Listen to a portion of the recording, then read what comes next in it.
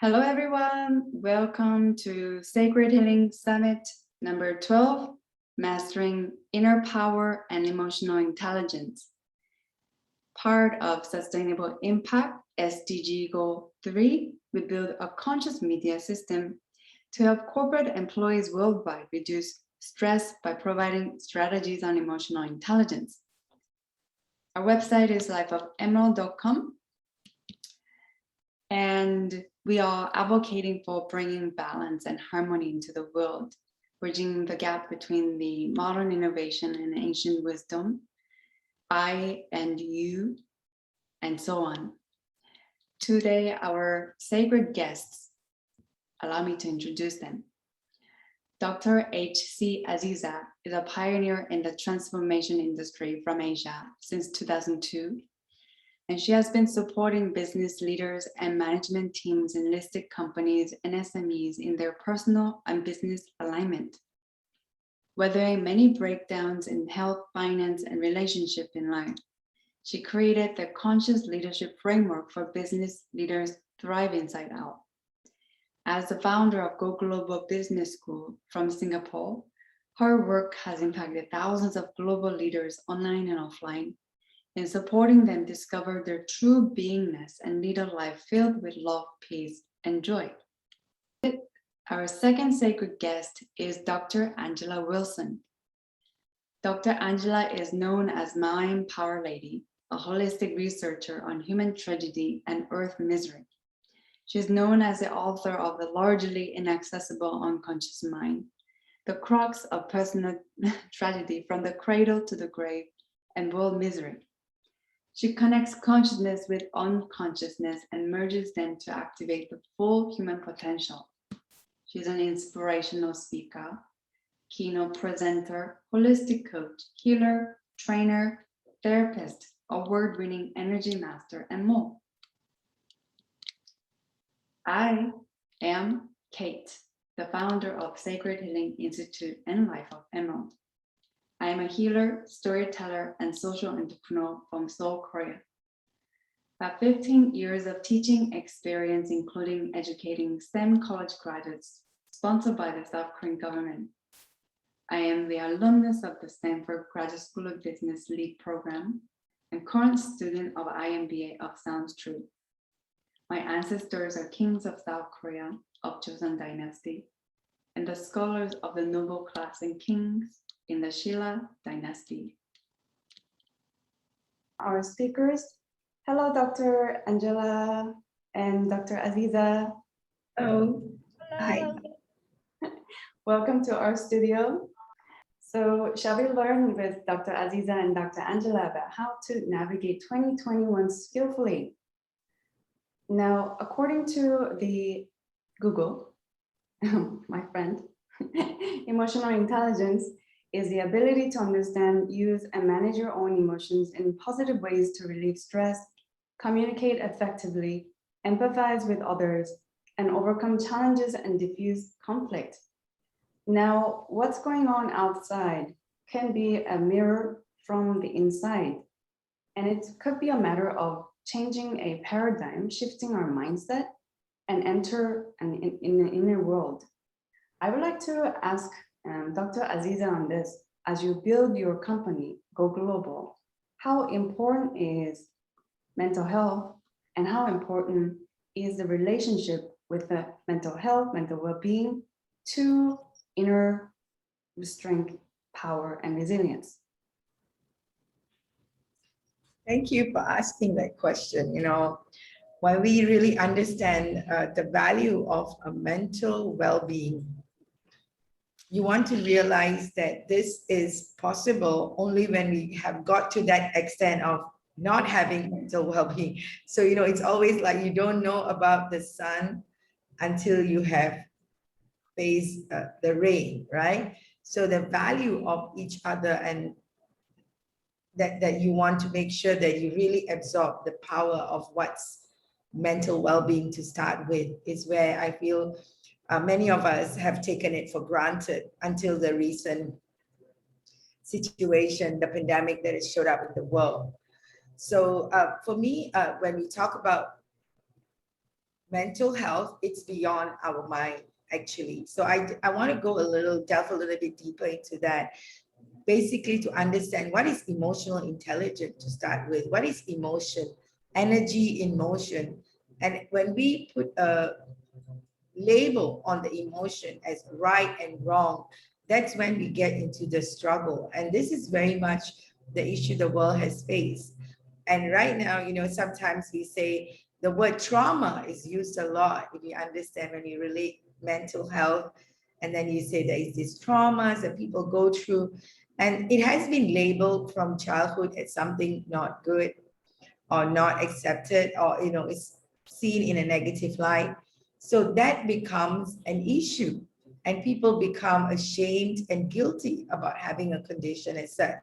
So trauma is, as we all know, as it has been labeled as past experiences that has caused some level of hurt in them that is affecting them emotionally, and that also is because of the mental, and then it disturbs the mental well-being.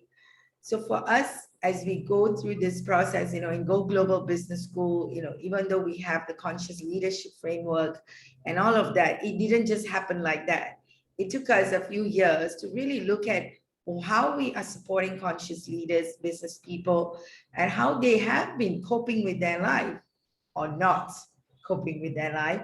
And from there, design the leadership program that we did. And we came across all the different ways that leaders have showed up in their life, especially in organizations.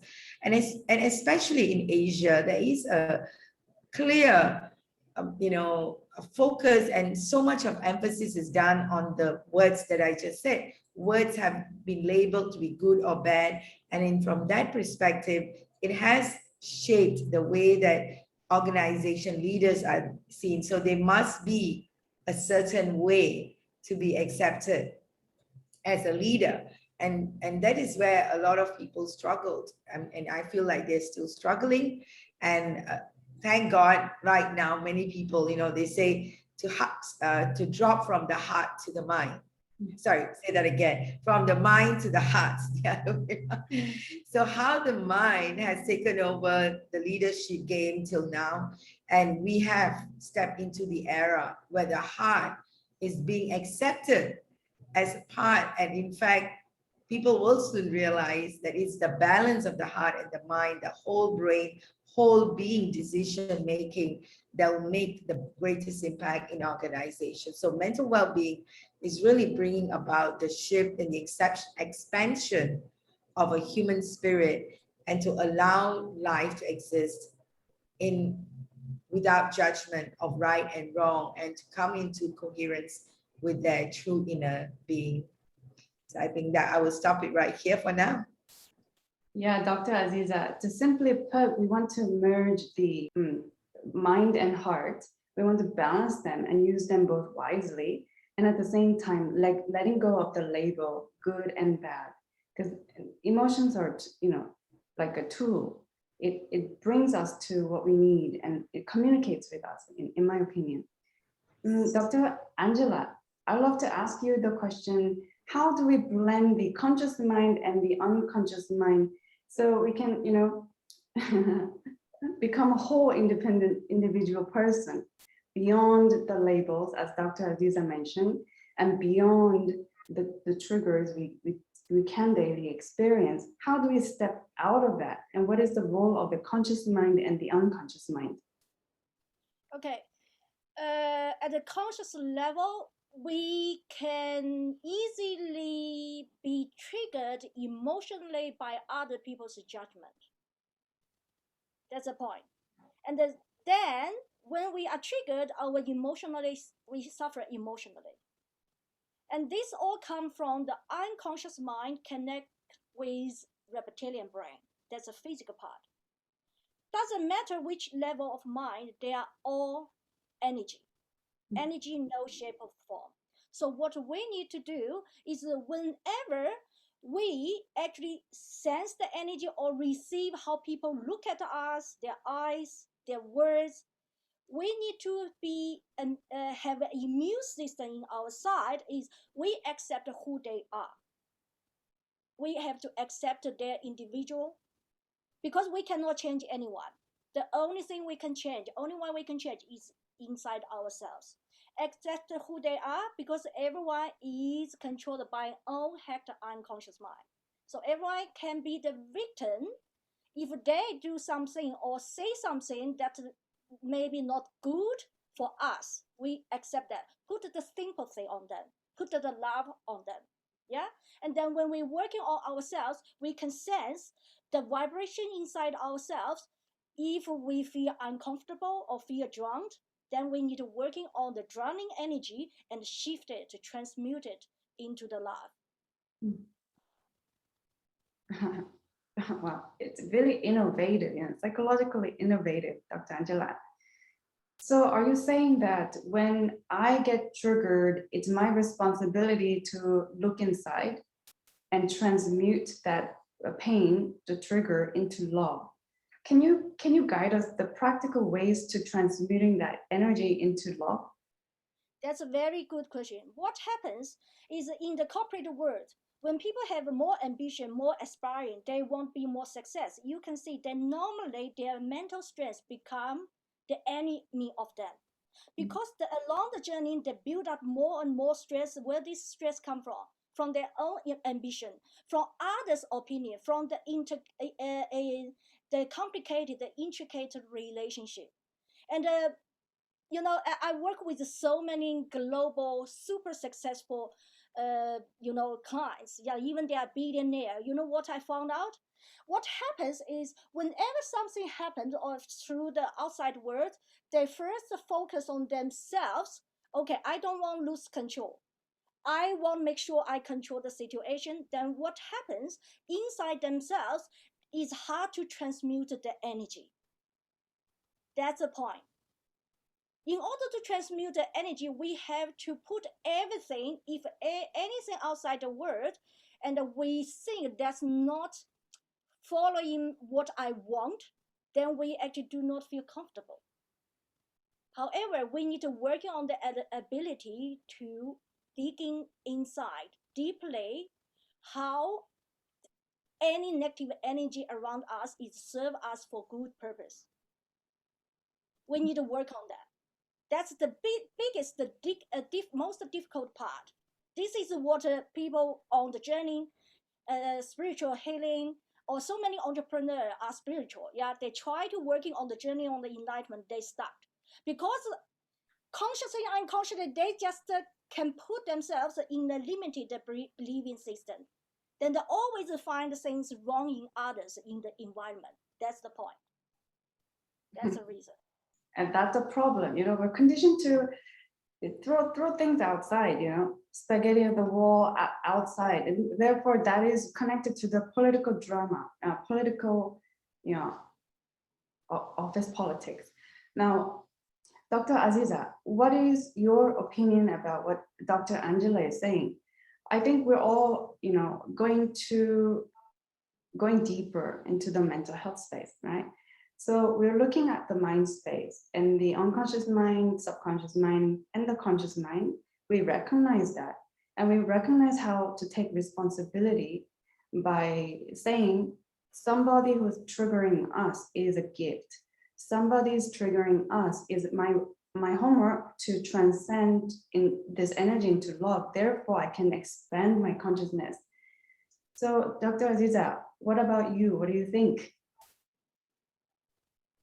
Thank you for that. And I love it that we are saying we need to be responsible for our emotions and how we are working on ourselves. So this is a space of, the ability to respond to emotions, right? Responsibility. And especially when right now in the world, it's everybody wants to get into reaction, and you want to change that reaction to response. For that, like what you say, Kate, that you want to rise, you're talking about the conscious, super conscious, but business leaders or corporate leaders, even in any organizations, this is not very common. We have grown up with this habit of reacting. So a habit of reacting, we are animals of habits. So to consciously transfer that or transmute that, it requires a lot of practice. And being someone who have been through depression and experiencing myself, I still remember those days when I want to hold back and say that consciously, I know I am not doing the right thing. It could be hurting myself or, going through any kind of, strong emotions or words for myself, which was usually a self-hurt conversation, to really rise above that and to say, I am. So you'll see someone that is out there watching that person hurt themselves, but if you know consciously it is you doing it to yourself and you know that it's not right, but you still go ahead doing it because of the habit that is attached to this. And in order for us to detach and come out and look at it and say, okay, then there will be shame and guilt involved in that journey. So how complex can it get? First, you feel you know that this is happening, and you have this person that is judging and feeling the guilt and shame around it.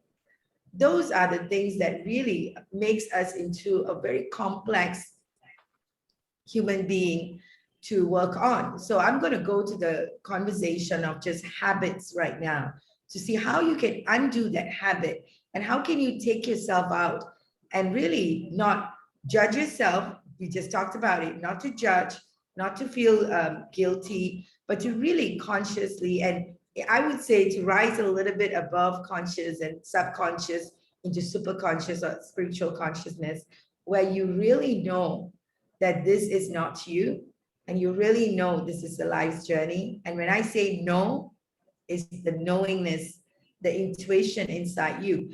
And this can happen when we start working on our inner alignment.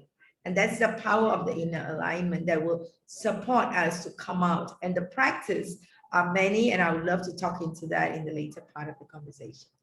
Yeah. That when you say this is not I, the I has a lot of meaning, right? It depends on who identifies with what I.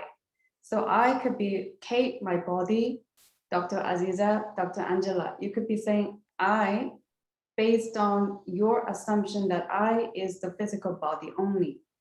However, I could also say but I could assume that I'm speaking about my soul that is riding this body. So that word I can be tricky, right? And that based on what you're saying, Dr. Azeeza, this is not mine. Emotion being part of our, system, our body. And so when we plug into earth, we're writing the template. And so the emotion when it comes up is normal. So the I cannot shame ourselves even deeper because it's part of it. And when you say, this is not mine, the emotion, anger, fear, any of it is not mine, because then, as Dr. Angela shared, we can step out and transmute whatever anger or whatever fear comes up into love. Eventually, we can energetically detach from anger. And perhaps 5 months later, when we do these active practices proactively day in, day out, then the anger trigger won't be a thing for our body. So, Dr. Angela, I would like to dive deeper with you about inner power. We dialogue about taking responsibility and shifting the paradigm from responding and blaming others externally and to bring it all home inside us. So what is the benefit of having inner power when you're working with the top executives and the billionaires? And how do they utilize the inner power concept? Okay, so basically, I trained him how to activate the multidimensional function of the mind. So when they when they experience how this multidimensional function of the mind works, they will recognize we are in the society, everyone integrate with each other. We can choose to be triggered and not being triggered. But most of us being triggered because we choose it. But I learned that lesson since childhood. I never was being a person just response the environment. And then when I was 2 years half, I remember one day when my mom beat me so heavy, I told myself consciously, that's a conscious I said, maybe it's a time I need to tell her, stop it, you are hurting me. And if you continue, I want revenge. So I decided, that's a conscious me. Yeah. So I decided to turn around and look at her. I look at her in her eyes, and she knew I didn't like it. But what's the response from her is I see she won't kill me now. Then I recognize, oh, it's dangerous. So she beat me, yeah, and that triggered me can do two directions. Why I can get screaming and get angry, or I even fight back. But I knew I was not in the position to fight back. I was little, and then I don't want to suffer. But I want to acknowledge her, stop it. But then when I look at her, she saw my anger. She saw I want revenge. Then she wants to kill me. I saw that. I feel the danger, so I step back. That's the time. That's when I was 2.5. That's the time I recognized I will never trigger others' emotion based on my response in the way I don't want. Does that make sense now? Yeah. So when I teach all these entrepreneurs, what happens is they respond to the reality, especially if they are more successful, they are more conscious, understand how they want to respond. That's what we call it.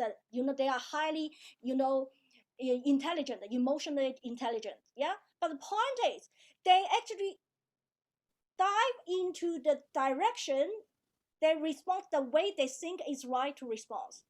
But inside them, they feel hurt. Why is they can put the emotion out? Because they think that they're the boss, they have a couple of hundreds employees, they're big, and that they need to show that way. Then actually what they said, how they do actually made all those people around them feel shocked and worried, yeah, and depressed, have all this negative thing, while inside themselves they suffer. Or the other direction is they show a really nice person face, yeah, but they have a stress inside themselves. Then this stress is energy vibration, energy starts impact their physical, mental health. That's where depression, all these issues come from. Anxiety, all this come from. So both ways is hurting. Doesn't matter you stretch out or you put this impact inside yourself. That's a vibration. This vibration is from consciousness, yeah, consciousness I, and then consciousness I have a judgment, and this judgment actually connected with emotion. An emotion is a vibration, goes through different parts of organ. Why so many people, they feel healthy, but suddenly being triggered, have the heart operation sent by ambulance. I have clients like this. Oh, big business, several business, franchise, even earn the gym business, but suddenly they have a very good food, diet, super, everything is in control, but suddenly be triggered and then sent by the ambulance, have a heart operation. They came to me, ask why. I said, why? Because you control your emotion when your mind is stable. But if something happened in your business, for example, your business partner took away your clients and actually already set up another business, then you fear being betrayed. You was angry. You even feel angry with yourself. You are so intelligent how being triggered, how being betrayed. You anger. Your sudden anger can trigger the emotion, can trigger all the blood running differently in your body. That's why you suddenly have all the heart issue. So we have different level of I, conscious I, emotional I, that's all I. Yeah, that's from my research, I worked a lifetime on that. But there is I actually extend your love. Every one of you on earth is part of you. at a higher level, higher vibration level. And what happens because we are isolated inside this physical body and we think I'm me, you are another person. Yeah, even our beloved one, our children, everyone, yes, I love you because you're my wife, my husband, my children. But when they are not in good emotion, yeah, they say, oh, you are you. Why you do this? Why you do this? So when you are at the moment being triggered to talking to the person like that, and you are talking to yourself at a higher level, and people don't know.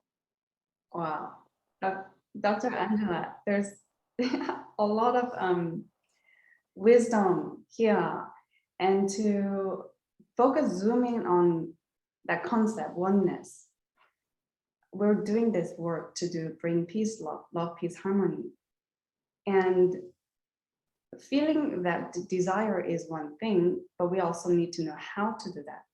And the knowledge part comes in where we recognize that, Dr. Azeeza is me, part of me. I am part of Dr. Angela, David, and Sachio-san. And so when the concept about, feeling anger by somebody is triggered, when we take responsibility, we're no longer, spreading fire outside of us, because that we recognize that other person is as valuable as me. And this tool that you shared, you both shared, taking ownership of your feelings, is one way to really stop the buck. And you mentioned about your mom beating you. Well, I've been there too. It's all good. So when we bring this concept and practical reality, practical tools, perhaps we can stop sort of, home violence, things like that. And so my idea is to, recognize that I treat myself as well as I treat others. So Dr. Azeeza, how about you? What do you think about inner power? And as a parent of 3 children, how do you balance this heavy emotion while raising these 3 kids? What was your experience? Great question. And I want to just, talk into a little bit about what Dr. Angela was talking about. One word I wrote down and she said it out, and I have to mention it, and definitely related to the question you're asking me right now. The word control. The word control, that we want to be, we assume and we think we can control. And as a mother, you think you want to control. And this urge to control everything is the game changer. Or to let go of the control is the game changer. So when you look at any organization, everybody comes with the need to control, even as a family, right? You, as a head of a leader of a family, there's always this inner conversation that, oh, I'm not in control of the situation. So as a leader, I've always looked at it in my family, with my children.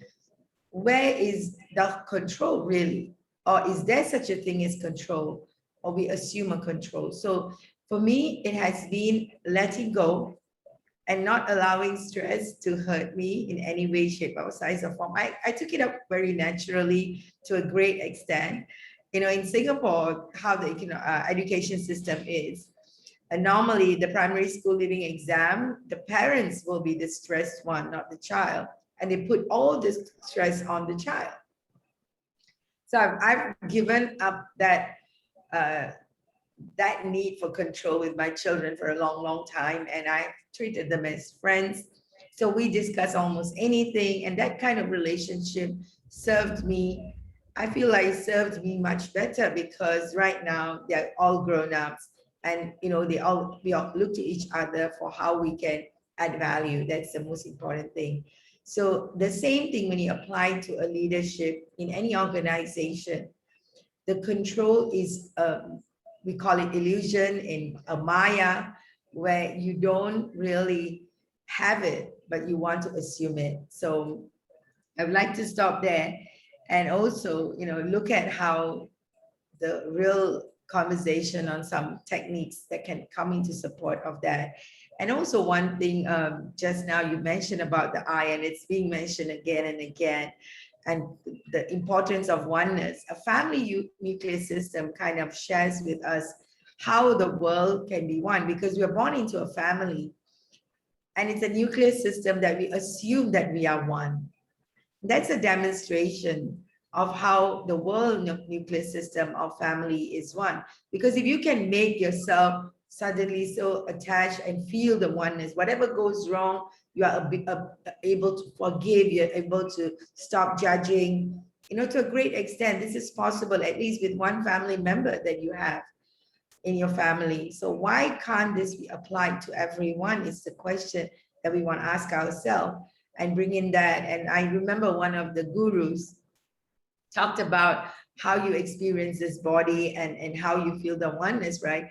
All of us have this something in us that, you know, when you are gone, you're dead, we will realize that it was actually done, research was done, right? Obviously, somebody who is alive and somebody who is dead, both weighed, when you weigh them, they weigh the same, but something is extremely different. So there is something that is in there that is weightless, that doesn't have anything that makes us speak, and the next moment it can make me all flat and gone.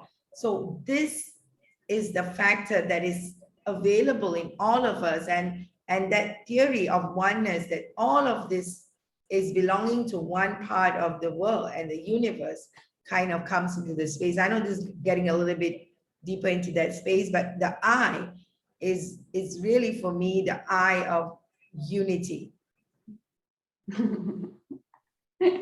Well said, Dr. Aziza. And we're getting deeper and deeper and deeper as we speak about the unconscious mind, the unity, and philosophy. You know, I believe there's some hint here, quantum physics. And to be practical for our corporate employees listening in here, you know, as we dialogued about, you know, not giving away power anymore. So by controlling or sort everything, there's paradox, right? Controlling our responses and letting go of the control of other people's behavior, and also letting go of the control internally by releasing this is good or bad.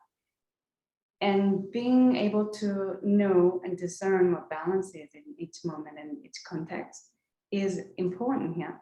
And so to be practical, and Dr. Angela, what is one key thing that you help your billionaire clients to snap out of it immediately, to get in touch with themselves so that they go back into the high performing? At the conscious level, I help them to understand the benefit, deep benefit inside, which they couldn't say from their angle of limited believing system at the conscious level. Because they like to control. Yeah, they want to know why they do this way. So I help them to analyze a deeper level. They understand, oh, so much benefit to do this way rather than do what they used to do. Then they decide to change their emotion. Then I teach them how to working on the emotion which connect the whole body. That we don't need to wait 5 months, 6 months practice. That's why I'm here. I teach people in one day to remove all these. You know, you talk about the quantum physics. I'm invited to be a speaker and also chairperson on a global physics conference. And I talk about the connection between unconscious mind, quantum physics, Stephen Hawking's discovery. Okay, what happens inside our body? We are actually built up of the atoms, particles, yeah? So the negative part, positive part, if we like a yin yang, negative, positive, if we balance it, means what? It means nothing, zero. Yeah. So what I teach, transmute, is you make sure the negative part actually transmute to the positive part to be your power. So you can go to another level, and your whole body vibration shifting to another level to solve the problem, which is compatible. That's what I teach. Because they have no time, they need to fix things now. They will not wait a whole life to practice. They have no time. They're suffering. They're successful. They're suffering. Yeah, they need to get rid of that quick.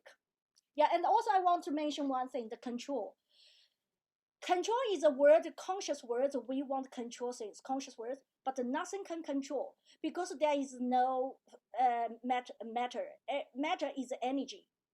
We can control the table, we can control the clock, because that's just any form, solid, invisible. But as for emotion, how you can control the emotion really is not. Why? Emotion is energy. When we try to control the energy, emotion is the dynamic, and the emotion change all the time, 24/7. Put like this, like a sand. If we put sand on the in hand, we try to control, grab it, it will leak in. So what we need to do, we need to stretch out and free the energy, make the energy inside our whole body flow.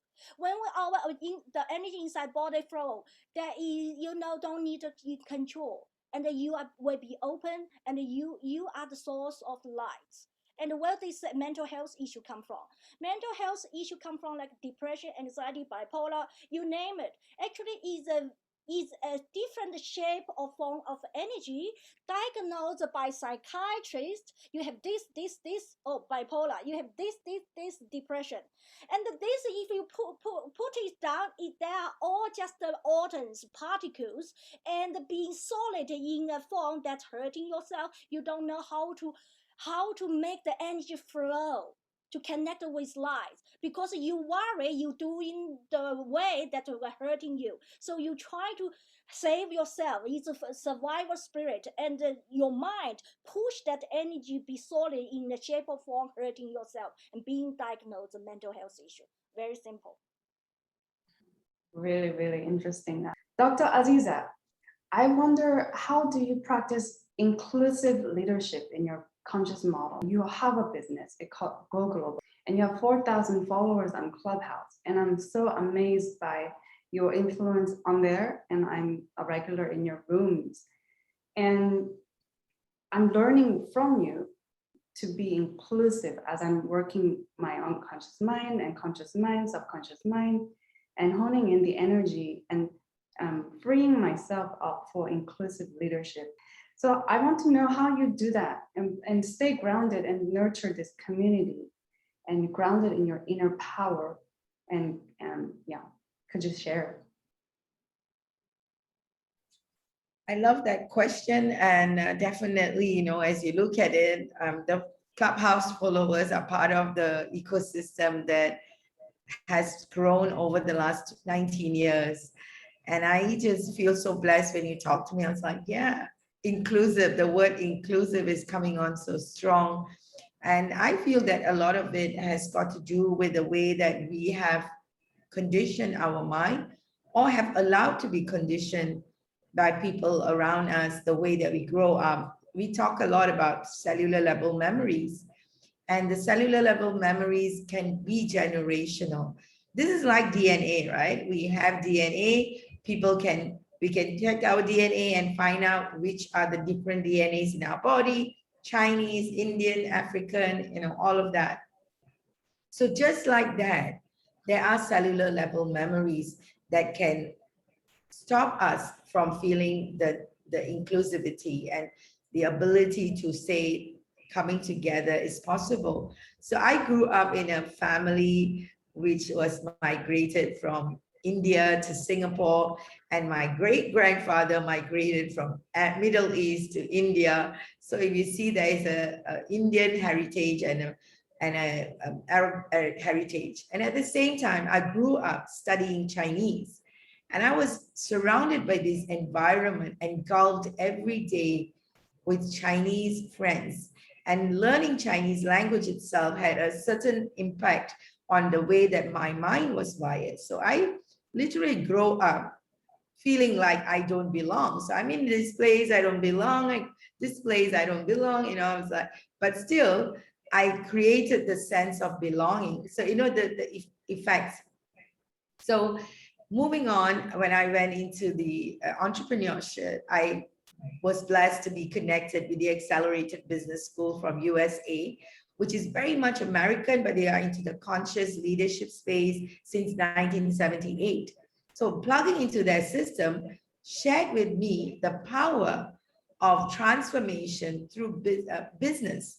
and the American mindset. So it is like a concoction. Can you imagine the different, and I'm born in Singapore, right? So we have to have this, we are brought to think of all the unity and in diversity and speaking the various languages, English, Tamil, Hindi, yes, Malay language, the Malaysian and Indonesian speak this language as well. So ability to speak the languages kind of wired me in all directions. So I just want to reflect back at cellular level memories, be it in your childhood or your ancestral, has an impact in us allowing others in our space and allowing and withstanding. And have I like got to, did I just show up like that? No, I have struggled a lot. I had felt like what I said, not belong. And I had to work on myself and become consciously aware. Oh, I'm having some resistance with this group of people or this type of people. And then I had to drop judgments, start the love game where I started showing that this is becoming aware that this is because of the memories that I hold, and it's not about me or them to be exactly. It's not about them. It's my own memories that's showing up. So healing that out made a lot of difference. I just want to say I grew up with a family, the Islamic culture. I want to just be very open with you on this. There is a feeling of superiority that, they are supposed to be more than less. Being a Muslim, I think I have the right to talk about it.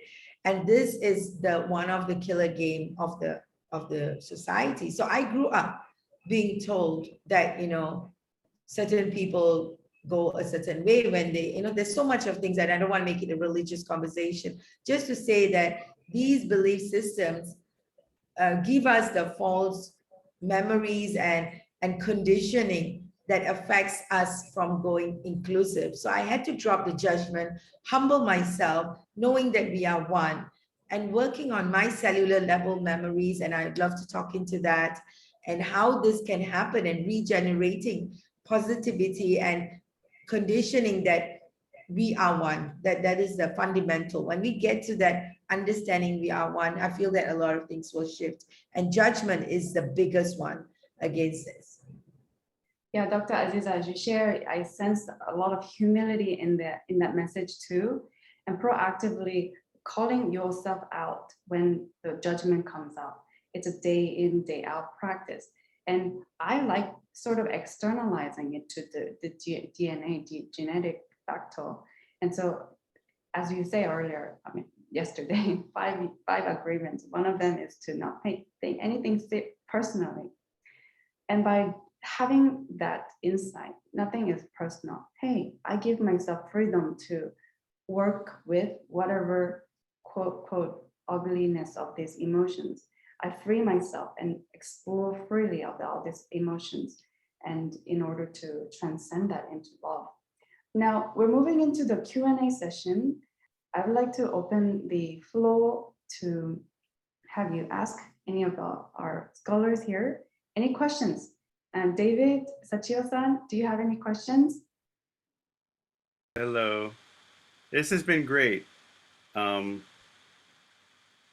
It's really great for me to hear what I know I need to hear. And you're both very articulate in what you're explaining. It's just so difficult to do what you're suggesting when you're first trying to start out, like really taking on the discipline you're suggesting. But also, 2021 is no different from how stressful 2020 was. It's just stressful in different ways. And anyways, it's very challenging. So that's why I wanted to pop on to take the moment, quite honestly, and to listen to what I need to listen to. And so, I'm trying to raise a 6-year-old as well. So there's that whole the lead versus control. That whole space is tough. So I really appreciate your sharing your thoughts. But that it's I don't even know if it's a question as much as just thanks.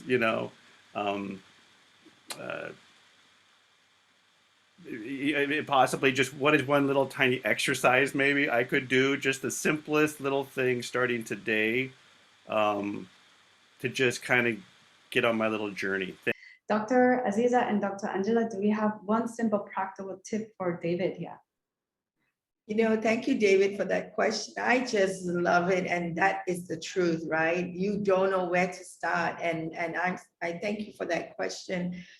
And as you said, you actually said it out as well. The small little step, like that one thing. And it can be anything that can allow you to expand so it's a constant expansion that you can experience in your life. For me, the important thing that I channel to tell you is just focus on your breath right now. Just becoming aware of the breath and knowing that this is the only truth, not what has gone, not the breath before, not even the breath before, or the breath you're going to take next. And to become aware that that's the only thing, that's even not in your control. You can go off, you may not be able to take the next breath, and nobody knows that. Knowing that is the only truth, I feel like we have a long way to go. And I feel that that will itself shift. Even right now, as we speak about it, I see the shift in you already.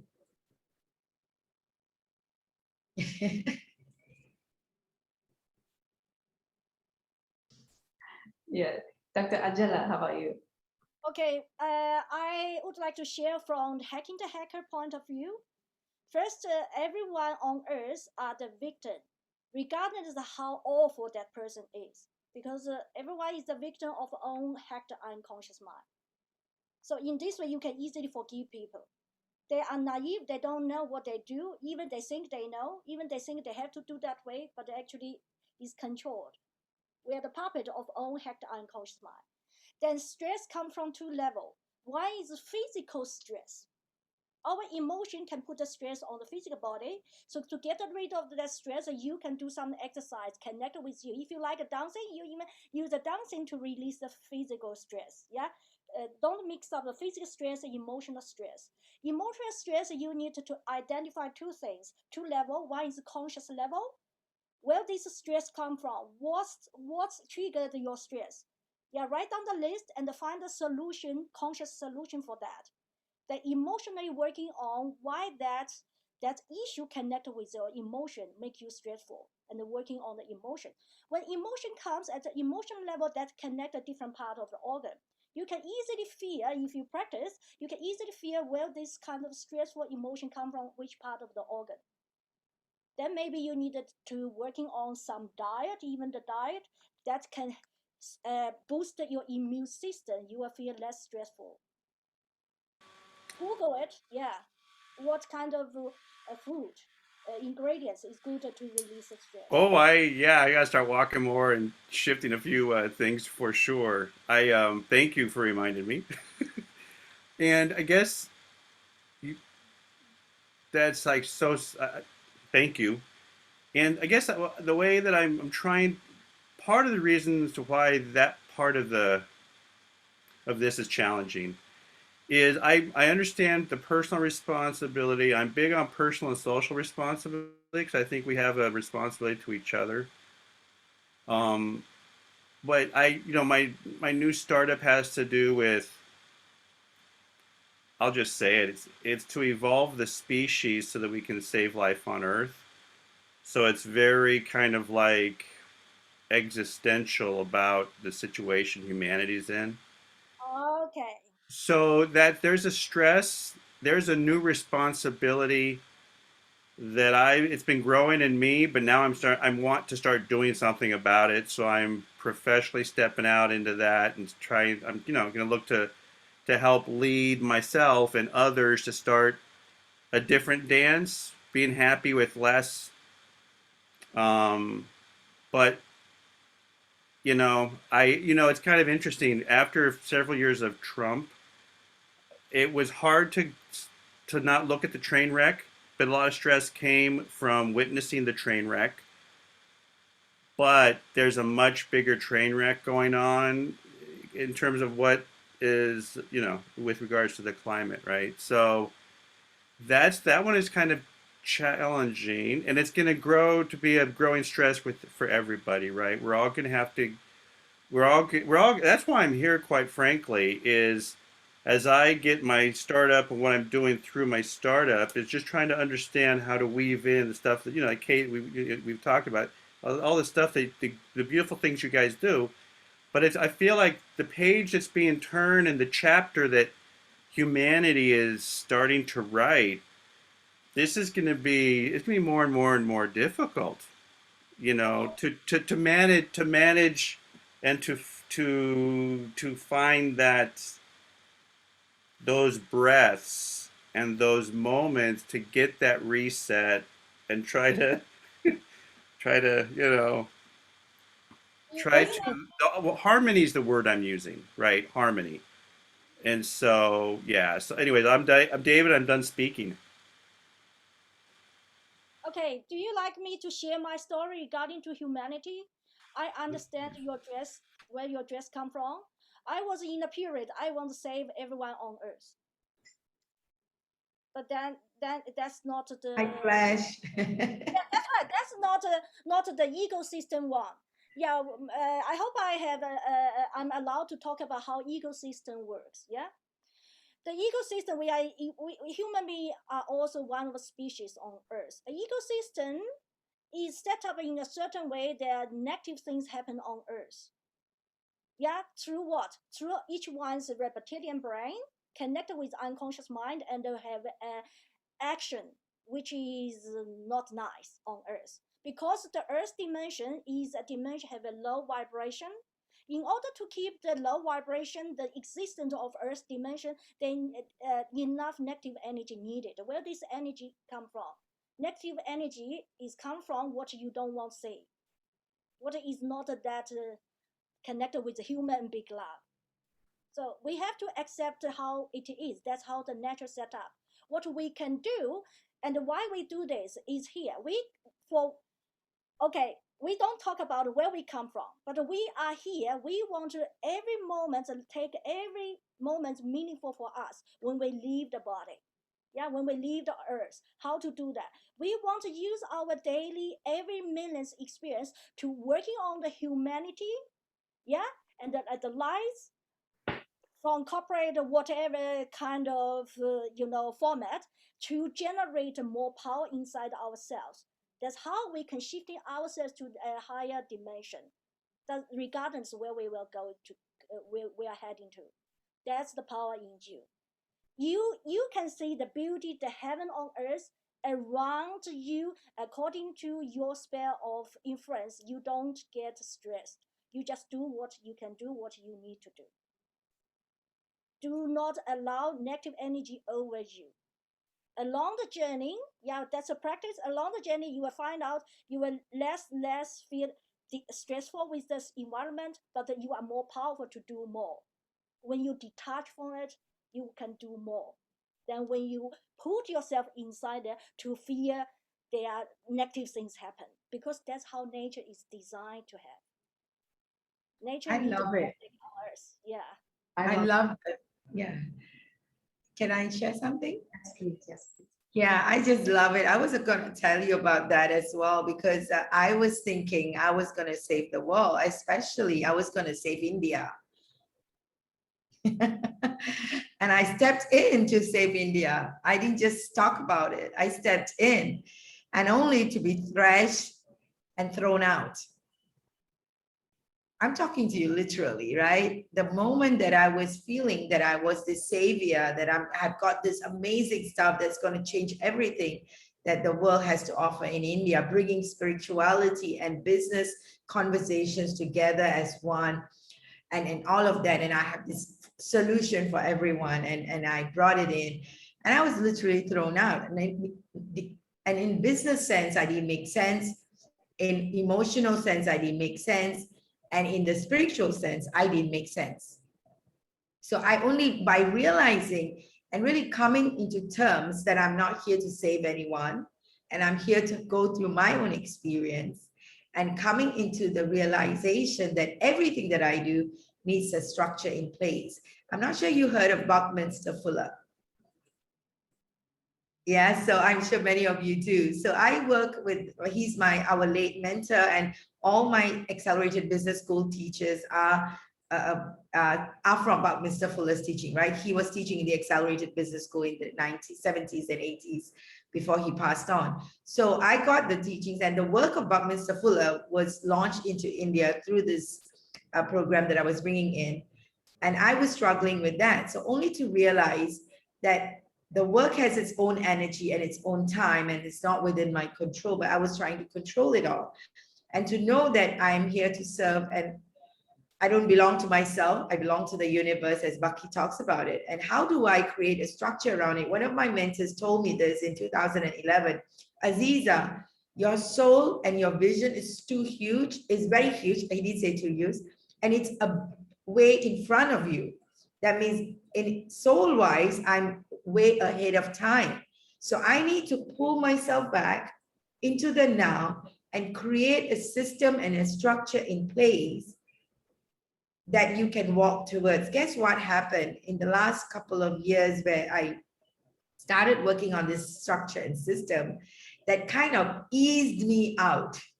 So this control, this fear is eased out when we have a plan and a structure in our mind and in our knowingness that yes, it's being handled. So you don't have to be in control of anything. You don't have to fear anything. You just have to walk like what Dr. Angela is talking about, to walk that journey and enjoy that journey. And for me right now, is every day going to bed feeling 100% used. So not to judge myself, so to make sure that every day I'm doing the best of my ability in my human body, right? That's how much we have. And going into that space of acceptance and most importantly, gratitude. So you said the breath, I mean, like unconsciously we are breathing. If not, we won't be talking right now, right? So to become aware of the breath is a practice, and it is the only thing actually that you can do for yourself. Everything else is beyond that. The breath has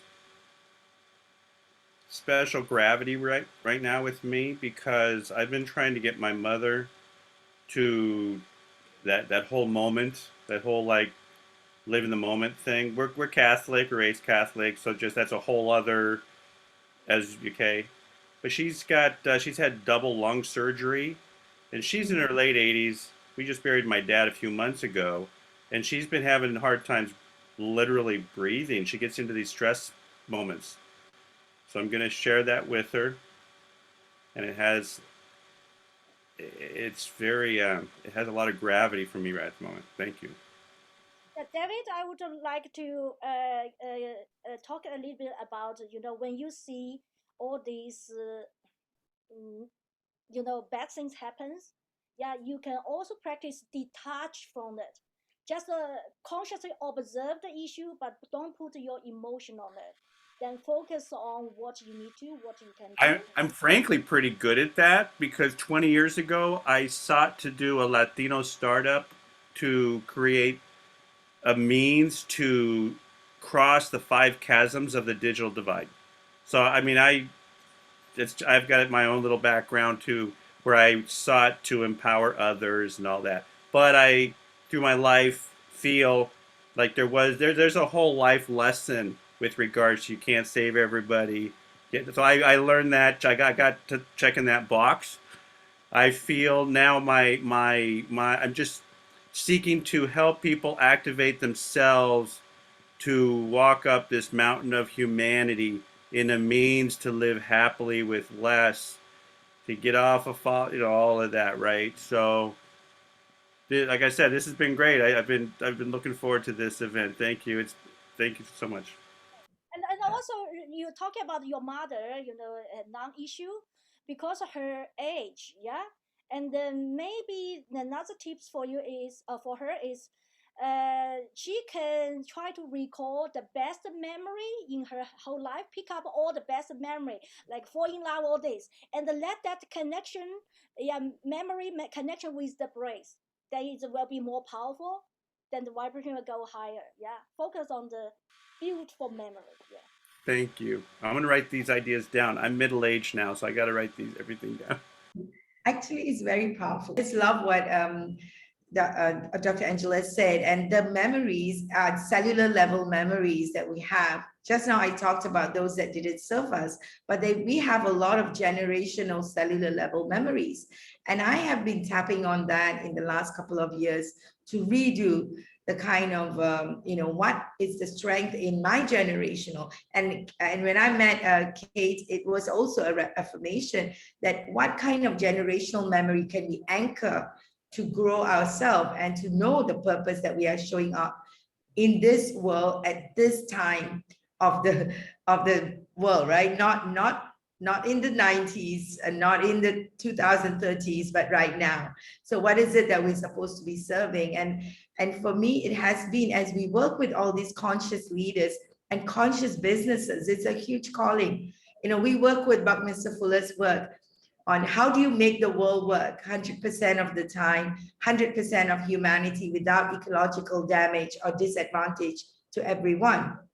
So when we are walking that journey and also encouraging other business leaders, especially from India and across Asia, and of course around the world, with this mission in place, imagine it's like, be careful what you ask for. So I have to say, anyone who put a calling to say, I want to do this, we would have to walk that journey, and we need to enjoy that journey. And yes, it's not always enjoyable as we want it to be, but just an acceptance will take us a long way. And I'm just loving it right now. And the people showing up to support us in that space. So this is going to be really fun. Thanks. And thanks for the opportunity, Kate, and everybody else for this wonderful time together. Thanks, Dr. Azeeza, and thanks, Dr. Angela, for sharing your wealth of wisdom with David here, and Sachio-san and Renee checking in. Now, David, according to our previous speaker, Dr. Fred Luskin at Stanford University, one thing I would like to share is to feel the grief from your father passing and your mother lung. So feel that, and there's no way around that, right? Feel them all. Now, everyone, thank you for tuning in. We have a program designed for you to build inner happiness easily in 30 days. In the 30-day happiness premium program, we host world-renowned Dr. Fred Luskin from Stanford University and research scientist Dr. Nargis from Tohoku University. They elaborate further about healthy benefits of forgiveness and scientific benefit of meditation. The 7-day free access to the 30-day happiness program is available now at lifeofemerald.com/all-classes. Sign up today. Dr. Azeeza and Dr. Angela, how do we get in touch with you? I have my website, shinegoglobal.com. And also if you want to get in touch through Kate, she's got all our details. Yes, get in touch with me. We're collaborating with Dr. Azeeza, Go Global Business School and Life of Emerald to support humanity. Yeah, Dr. Angela. Yeah, you can easily find me, my website, pathtoliberty.com. You can see from my background. And once you sign up, you will see the free training video there. So we can start from there. I can be reached at lifeofemerald@gmail.com. Thanks everyone for your participation. I'd like to especially thank our sacred speakers, Dr. Azeeza and Dr. Angela, for sharing your expertise with us. Take care, everyone. See you around. Bye now. Love you all.